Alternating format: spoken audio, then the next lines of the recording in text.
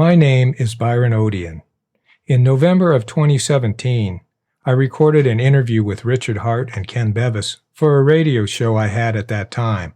It aired on KTRT 97.5 FM in the Methow Valley on January 1st, 2018. I then added it to my YouTube channel, Voices of the Methow. Richard will describe how his book Lost Homeland came to be and will give a detailed account of its contents. Ken will share how he became involved and how their collaboration culminated in several presentations they gave from Wenatchee to the Okanagan and Methow Valleys. I should explain that after Richard finished his description of the book, I left the recorder on, and I'm including the ensuing conversations that developed. How'd you guys meet up on this project? Can you give us a little background on that? Well, I was contacted by the Wenatchee Valley Museum to do a presentation down there when the book was released. Selena Danko, the director, and I had a number of communications, and she had previously worked with Ken on a couple of presentations, or one presentation. And of course, I knew I'd been to Ken's presentations, heard his music, and heard him talk before. She suggested that we might do something together, so I contacted Ken, and Ken should describe what he did. When Selena asked me if I would help with Richard's presentation, I thought, wow, this is pretty neat. So I contacted Richard. We had a email exchange and a conversation, and we met, and Richard gave me a copy of the book and gave me a succinct version of the story in about 7 minutes, which was rather remarkable over coffee. And I was intrigued. So I embarked upon reading the book and had this kind of idea about musical interludes to emphasize parts of the story, because there's a pretty significant story arc there. And I already had one song in hand, Methow My Home, which you may have heard. Absolutely. And so that one, I think Selena had heard that song, and she had in mind that that might be part of this Yes. presentation. Yes. And then I started thinking about it, and I had the idea, and bounced this off of Richard, to have 3 songs that would be part of the presentation. And then I started thinking, and the first one is from the viewpoint of the Methow people before contact, as if they were just living here. And if you were walking up the river in an imaginary world and you encountered this fellow who lives here, and that's that song, and it's very upbeat. And I have to say, Richard, that something that came to my mind after reading the book and thinking about living here now, this place was a very rich, good place to be. They didn't fight. They had lots of food. They probably had a really good life. And that song it reflects that. Then the story arc proceeds with all of the ins and outs and betrayals and all of these things. And that just begs for something full of angst. Just, ugh. And that's the second song, is essentially Homeland Lost. That's the name of the song. And so the second one is just like, it's a punch in the gut. Oh, and it's not a happy song at all. You don't listen to that one to make yourself feel better. And then the story goes on, and the Methow people sort of disappear, really. And then we show up. Everybody hears now. And Methow My Home is sort of a modern version without the tribal people of, Methow My Home. What a beautiful place. I love living here. Yay for us. And so the little bit of a contradiction there is actually a real world thing, where the old story. It's a beautiful song. Thank you. And the old story is past and lost, and now it comes back. So I had the opportunity to apply songwriting to this task, and it's been a pretty wonderful experience. So I thank you for including me. Oh, well, I think it was a good integration of abilities. And I would say, too, that it really integrated well. We did it at Wenatchee Valley Museum, and the opening song, and there were a lot of tribal people at that presentation, and they really enjoyed the songs as well. Arnold Cleveland was there playing his flute and talked at some length with Ken. He praised the songs. A bunch of Wenatchees were there. A lot of Wenatchee people were there too. I worked with them on their fishing case, and they really liked the presentation. So, and it worked really well at the Conservancy's first Tuesday at the Merc. I'd like to add too that the tribal people that were in Wenatchee, I had some self-consciousness about writing a song in their voice. And Arnold in particular, before the presentation, I sat down with him and I said, I want to play this for you. And he really liked it. He thought it was okay. Yeah, I think that they were impressed with your songs, and they really liked the fact that you would take the time and energy and creativity to work on them. One of the things, it's interesting to me, I've had quite a number of non-Indians, a lot of white people, my brother most recently, tell me, oh, gee, it was a really good book, but I wish it wasn't such an unhappy ending. What I always say is, well, the Indian people don't say that. They say, gee, it's great to have our story told. Nobody told our story before. And to them, things are getting better. Things don't happen overnight. And change for Indian people is slow. And they're really happy about getting the book out and having the story told from their point of view. So I think having Ken do songs to go with it. The one song I talked about, Loop Loop's statement, the way we work it is I have sort of read Loop Loop's statement at the same time as Ken's doing that song. So they tie in really well together, the Lost Homeland song. So is there anything that you'd like to add to this or anything we might have missed? You might mention those photographs.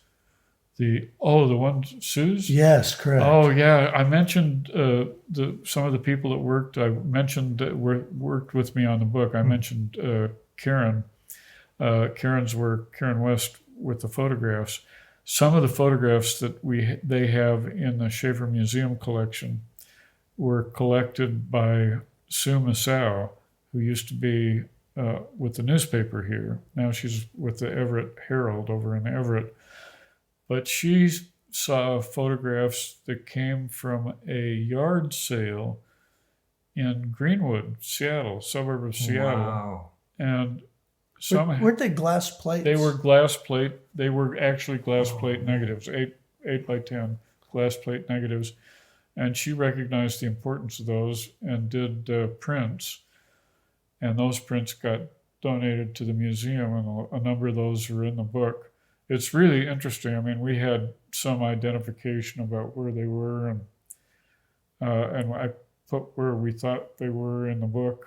And since then, I've had a number of people come up and say they are absolutely sure I've got them in the wrong place. And there's one photograph where there are 3 different people have said 3 different places, and they're absolutely sure. So they're from the Valley. They're amazing photographs, and they've never been published before.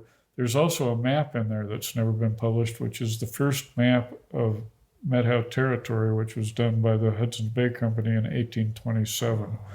And the Hudson's Bay Company archives in Winnipeg provided me a copy of that, a digital copy. That's the first time that's ever been in print.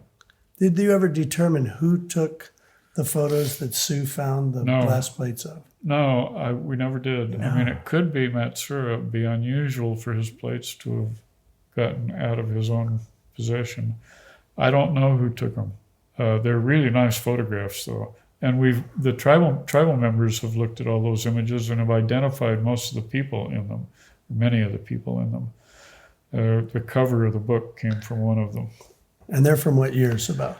They are from around the 1900, a little before, a little after. I think probably 1890 to 1910. They are amazing. I have to say that the photos and your story together brings the whole thing to life. Yeah. Well, they're nice photographs throughout because they're not staged. I mean, they're showing people just as they were. You see people who are wearing white clothes, but what have traditional blankets and baskets. And there's one where the group is standing there with their equipment and everything, and in the back there's a kid photobombing the photo with a deer skull or something. He's got antlers on his head. And he's in the background doing the first documented photobomb. Yeah. That's one of my favorite all-time photographs. Well, that's a great story, especially about finding those plates over on the coast. That's amazing how these things come together. Well, and it was great that Sue preserved those, made prints and preserved those copies through all these years. Richard, you got any current projects on the horizon? Anything that... Oh, yeah, I've got, but nothing to do with the Valley. Okay. I am doing a project dealing with Frank Matsura and the original Ronald McDonald, the fur trapper's son from the early 19th century. That's a writing project. And I've been looking at doing something with Jedediah Smith. And I continue to work for other tribes. I still have work with the Colville tribes, and I'm working with the Swinomish and a couple of other tribes. I have a case with another of the Colville tribes, the Lakes or Semixt, and they're seeking hunting and fishing rights in Canada in their Aboriginal territory. And that's a fairly big project. Well, Ken, how about you? Have you got anything on the horizon here? Any projects you're working on? Well, last year I released my CD, which I was very happy with, and I've got another one in the works. What's the name of that CD? Wanderer's Moon. 12 songs. We had our little concert at the Merc, and I've been having great fun trading it and sell a few, and it's just been a marvelous thing to have. It's moved me forward. I mean, I've got another one up my sleeve that's half done. All right. So well, we'll be talking more about that. Yeah. So, but very good. But I really, really appreciate working with Richard on this project because it gave me something to work towards. You know, I had a target and I had something to interpret, and I'm finding that I actually do some of my best work when I have that. If it's just left at random, you know, you can only sing so long about clouds. Well put. So, you know, thinking back about hunting, did I tell you about the Lakes traditions about hunting? No. So the Lakes are the other Colville tribe I've been working with? They're like Canada North, like Upper Similkameen? Oh, they're like their traditional territory was from Kettle Falls up to Revelstoke along the Columbia River. Okay. So half in Canada, half in the United States. Okay. Now they're seeking some rights in Canada. That's a long story. But they had a similar story, you know, with disease and loss of population. And they didn't take to the horse at all because the canyon is narrow. You couldn't really travel with horses, so they're canoe people. But hunting they totally eat meat.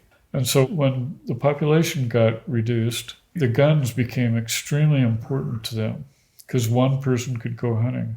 And even today, here's their tradition. So a kid, before he can use a bow and arrow, he has to kill a grouse with a rock. Of course, grouse are kind of easy to creep up on. You still got to be able to hit something up You still got to be able to hit them. A little kid couldn't throw a rock that far. Well, and then when they've done that, then they have some ranges where they have to shoot an arrow, and it has to go like that pile of wood over there. You have to be able to hit that from here. Okay. I think that's about right. Once they can do that, they can use a bow and arrow to hunt something. And then they can use a .22, but they only get one bullet. And they get in really bad trouble if they wound something or wreck the meat. And then finally, after they are successful with that, then they can get a real hunting rifle, and they still only get one bullet. And so these hunters, and I talk to lots of people, when they go hunting, it's a really big, strong tradition. They take one bullet. And I think this goes clear back to that period because the United States, all the British had been trading with the people for all those years. And they had muskets and balls and powder. And then the United States cut off ammunition to them, so they couldn't have ammunition. Oh, you had to hoard it. Yeah, and so even today, they'll say, I use one bullet per deer. And they're good shots. Yes, they're good and shots. You don't take a running shot. You do. If it's too far, you don't shoot. The case that I did up there was a guy, one of the Disitels Pass. Is that a family? Yeah, it's a family. Okay. And he got an elk up there, up along the Arrow Lakes. Mm-hmm. And he told him in advance he was going up there to go hunting. Told who? BC Fish and Wildlife. Oh, okay. And he went up and he asked him where they had too many elk. He's an American. He's a Colville. And he went into Canada. He's actually the chief enforcement officer, game enforcement officer on the reservation. But he's a really good shot, a very good hunter. And he spends all his life outside. So he goes up and he gets the elk and he comes down, he calls him up and he says, "Here are my GPS coordinates and I just shot an elk, come sight me." And they didn't come. So he goes back, he's got his family with him. So he comes back down the next day and calls again. It took him 3 days to come up and finally sight him. And it took about 5 years to get into court. In November, we had the case and we won. Did he get to eat the elk? I don't know what happened to the elk. He got his gun back, though. Got his gun back. Well, I wonder, that's an interesting conversation we're having here because I grew up in Seattle. And I have a completely different take on hunting because I wasn't ever introduced to it. I had a .22. But when I hear you talk, Richard, about that aspect of hunting, one bullet, you start from the beginning where you kill a bird with a stone first, and you have these objectives ahead of you that you know about, and so you have your own. It's kind of, I would imagine, self-driven, to a certain extent to be able to. Well, it's also, it's sustainable, and there are a lot of I didn't mention everything, like they have to eat everything they kill and use everything they kill. So I talked to this one guy, and the first time he used a gun, a .22, he shot a rabbit, and he hated rabbit. He said, "I've never eaten another rabbit in my whole life." Yeah, they made him eat it. Yeah, he had to eat the whole thing. Yes. Well, they can use the skin for other stuff.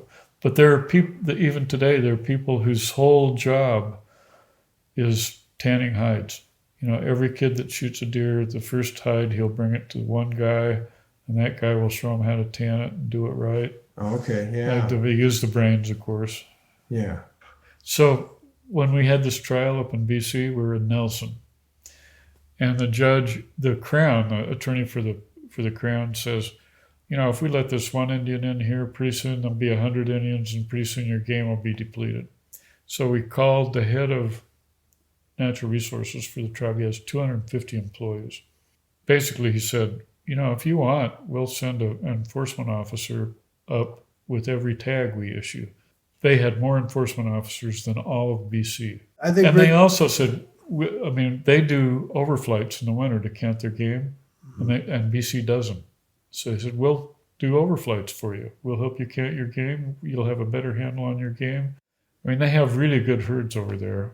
They really come down on poaching. I've been involved in some poaching cases. On reservation? Yeah, and off. They really do not like poaching at all.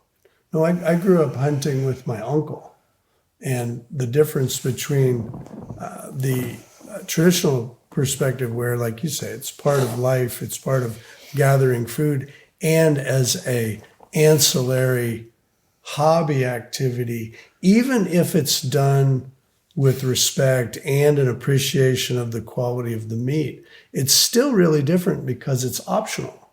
It's not something that you have to do. And I could go on about this for a long time. I've read about it and thought a lot about hunting ethics and fair chase and what's appropriate behavior in our relationship to wildlife, and the fact that eating wild meat is a bit of a sacrament.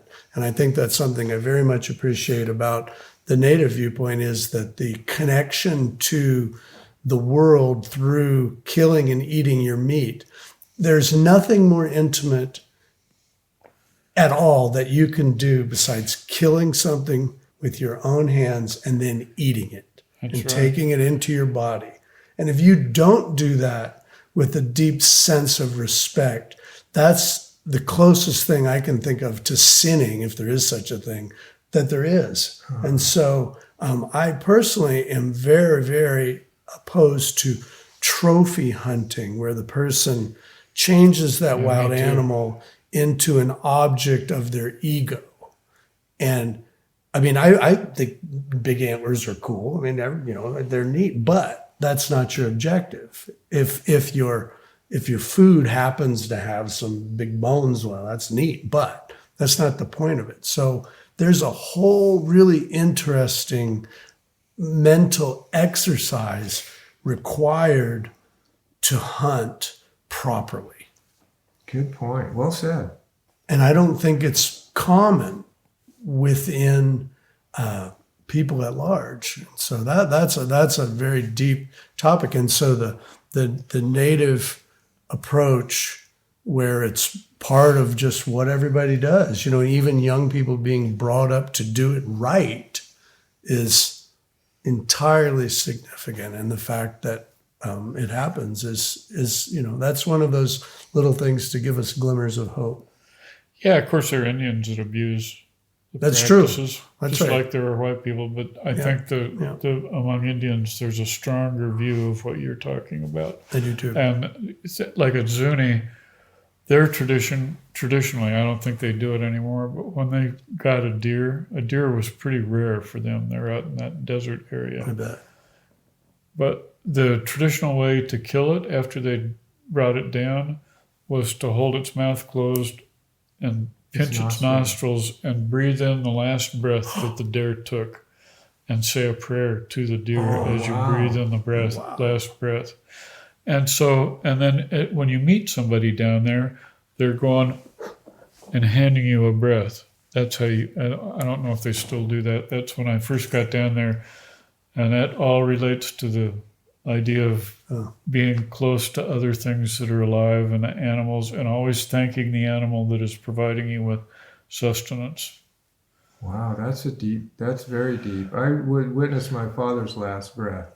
Did you? So, me too. So that's significant. Thank you for sharing that. Okay, well, I better go. Yep. Yeah, I think. Well, this is on record. This has been a really great. I didn't turn the tape on. Oh, good. So we've got this as well. Who knows where it goes? But it's an interesting conversation. Just with this in and of itself. That's why I'm doing this. Is because you never know what you're going to find, but it's well worth getting out. This type of conversation. You're not going to believe this, but I had this dream last night that I was a muffler. I was attached to the bottom of a car, and I was a muffler putting all around town, round and around. And you woke up and exhausted. Well, you both got heart, that. Richard, that may be your last name, and Ken, you've got a lot of heart in your music, I'll tell you what. Thank you. And there you have it. Thanks to both Richard Hart and Ken Bevis for the good work you have done and continue to do. Ken's going to take us out with his song, Methow My Home.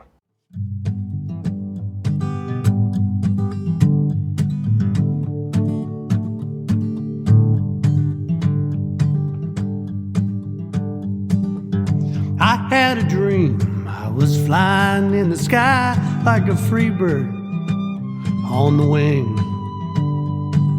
Dreaming of loving home in places and in faces, drifting on the breeze with open heart. Then I spied a valley, smiling verdant green, a river running through it, meandering and clean. Beautiful place, cleft from the high Cascades, jagged peaks surrounded. The smile on my face, I think I found it. Oh, the Methow, my home. Oh, the Methow, my home, home, home. Wander the world and have found where I belong in this Methow, my sweet home. Let me describe it to you. Well, riverbanks covered with cottonwood so fine, hills above our solid ponderosa pine.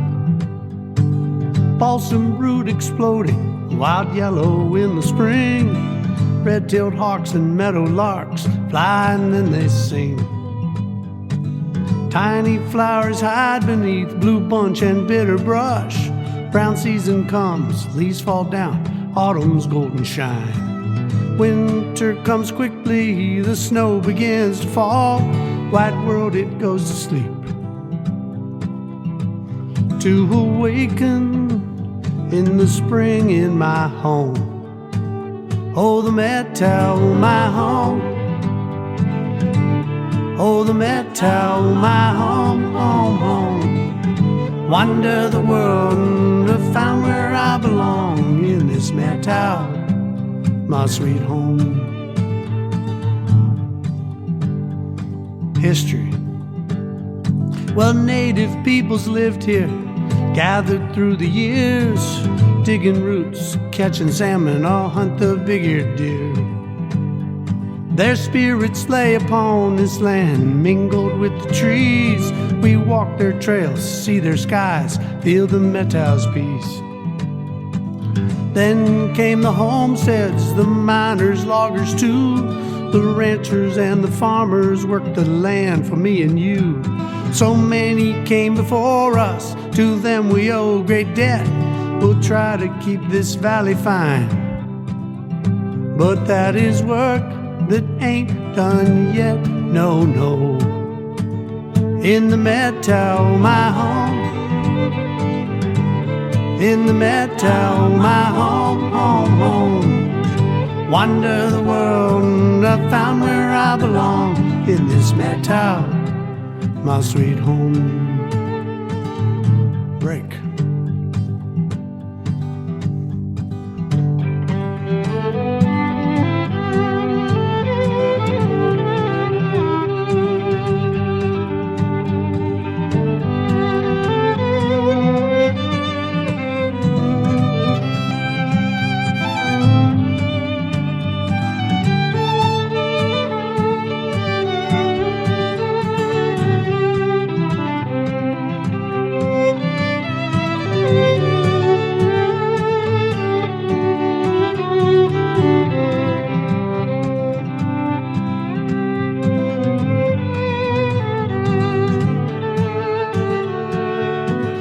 Oh, the Methow, my home. Oh, the Methow, my home, home, home. Wander the world, I found where I belong in this Methow, my sweet home. Last verse. Now the future is upon us, computers, flying cars, crushing modern world. But here we see the stars. Get out and visit with your friends, Twist Market or the barn, Mazama Junction or on the trail. Love is never far. Young people laugh and sing, clear eyes and open hearts.